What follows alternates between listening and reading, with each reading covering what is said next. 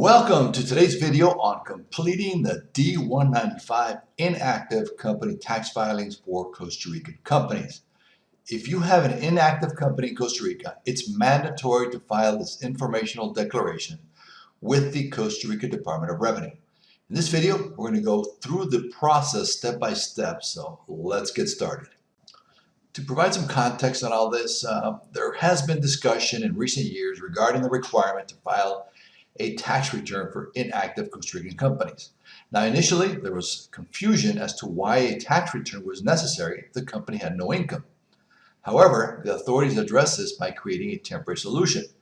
They modified an existing income tax form, the D-101, and introduced the D-101 simplified form.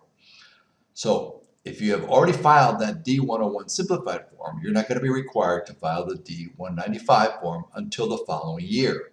However, if you're submitting your filing after April 24th, 2023, when the new D-195 form was released, you must use the updated form for your filing. So let's get into the process step by step. Number one, access to the online ATV tax portal. To file the D-195 form through the ATV tax portal, you must have access to your personal ATV account. If you do not have an account, you will need to create one. However, if you're not a Costa Rican citizen, there are specific requirements to access the system.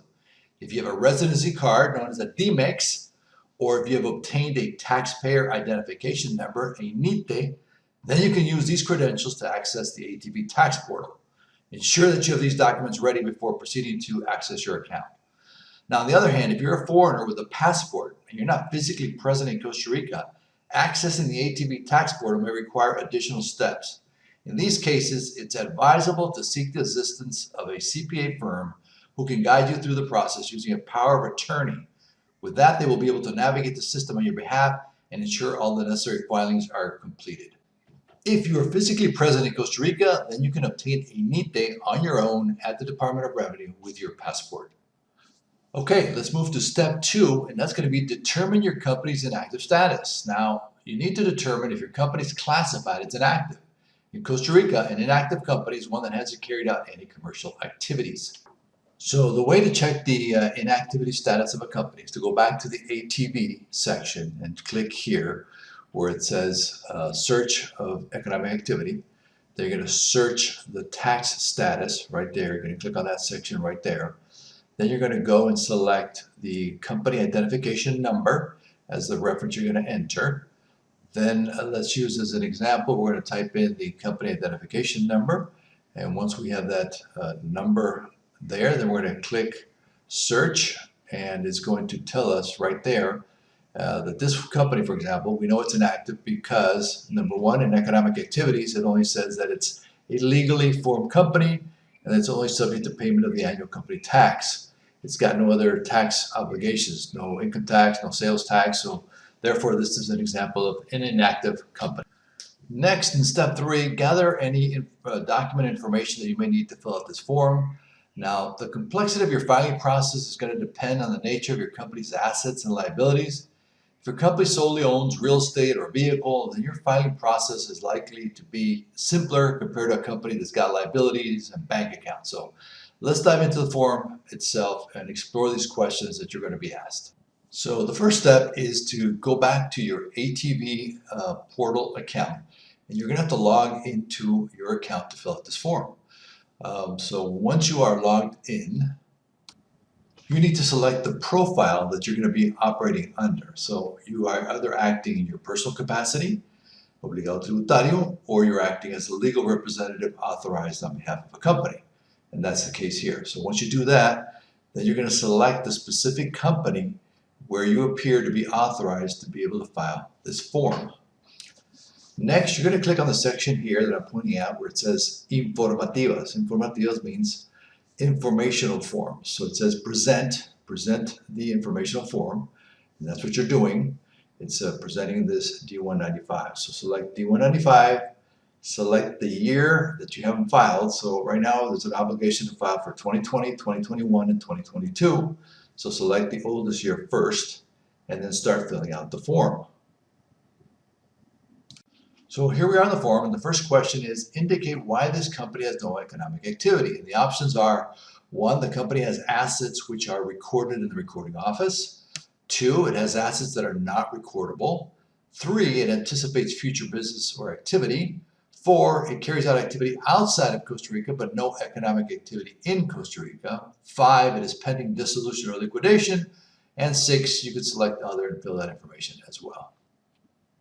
Keep in mind that you can select more than one category, so whatever applies to you, click on that option. Next, we move on to question B, which states indicate if the company has any trademarks, patents, movable property, or recorded property. So if it has any of these, you're going to click yes. And then the first one is going to say, do you have any trademarks or patents? Yes or no. So if it's no, you click no. If it has any movable property, by that would mean vehicles or boats or things like that.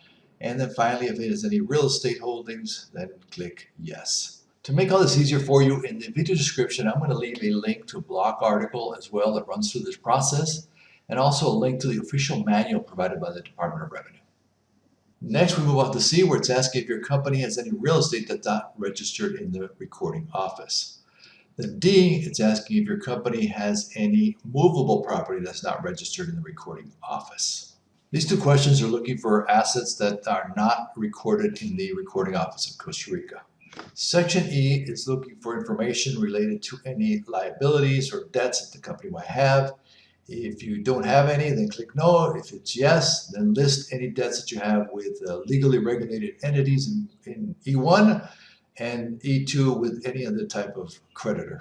If you answer yes, then the system's going to ask you for more detailed information about these liabilities in this section here, and you can just keep adding a line over and over depending on how much liabilities the company has. Now, the final section of the form is section F, and what it wants here is the identification of the individual or any other company that is assuming the expenses or obligations for this legal entity that's inactive.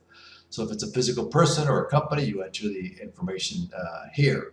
So it could be the personal representative is paying all the bills and doing all the expenses for the company, or it could be some other third party. That's what it's looking for in this section here. Section F also talks about the expenses and obligations, liabilities of the company. So here it wants you to fill in how much you're spending per year to cover the obligations and liabilities of the company. The amount has to be converted into Costa Rican colones.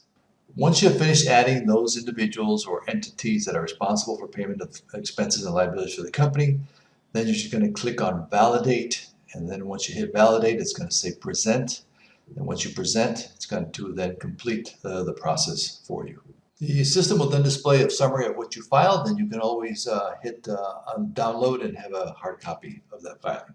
The Costa Rica CPA Association and the Tax Department held a joint seminar on the process to follow to fill out this D-195, and here they are showing you what the final receipt looks like once you've submitted it. And it also shows you that you have the option of printing out the complete filing for your records. So you can see that here, the way that looks. I realize that none of us enjoy all these added compliance documentation that keeps being added to Costa Rican companies. It is certainly cumbersome for those that live here in the country, and even more so for those that don't live in the country and have to grant powers of attorney to get all this filed.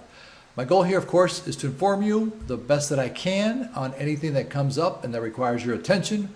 As always, thank you for watching the video, and if you have any questions or comments, please let me know.